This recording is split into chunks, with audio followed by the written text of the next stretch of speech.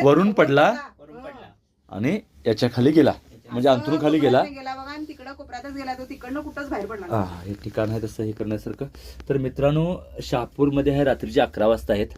त्यांनी मला सापाबद्दल रंग वगैरे काय सांगितलं नाही, पण तो कवड्या नावाचा साप आहे आणि म्हणून सापाचा अभ्यास असणं गरजेचं आहे, लक्षात घ्या, माहिती असणं गरजेचं आहे. तो फक्त पकडणाऱ्यापुरता मर्यादित आहे किंवा सर्पाचा अभ्यास आवड म्हणून नव्हे.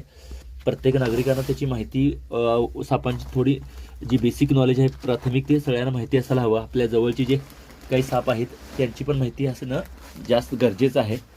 आता बघूया ह्याच्यामध्ये आहे का तो.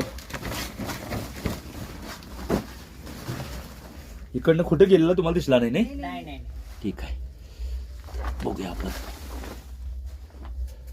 त्या डब्याच्या खाली पाठीवरून गेला.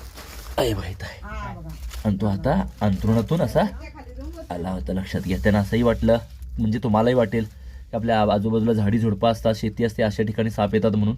खरं तर शहर वस्तीत आहे आणि हा त्यांच्याबरोबर तुम्हाला आश्चर्य वाटेल की मी न पकडता ह्याचं नाव सांगितलं होतं कवड्या साप आहे म्हणून. तुम्ही काही सांगितलं नव्हतं मला, बरोबर ना? पण कवड्या साप आहे आणि हा असा घरात राहतो. कचेरी गल्ली शहापूरमध्ये मी आहे. जुन्या वस्ती, जुनी घरं जिथं आहे तिथं हा मोठ्या प्रमाणात आपल्या इथं साप असू शकतो. वरून पडला, हा विषारी म्हणण्यासारखा वाटतो पण ब्राऊन आहे, म्हणून माहिती असणं गरजेचं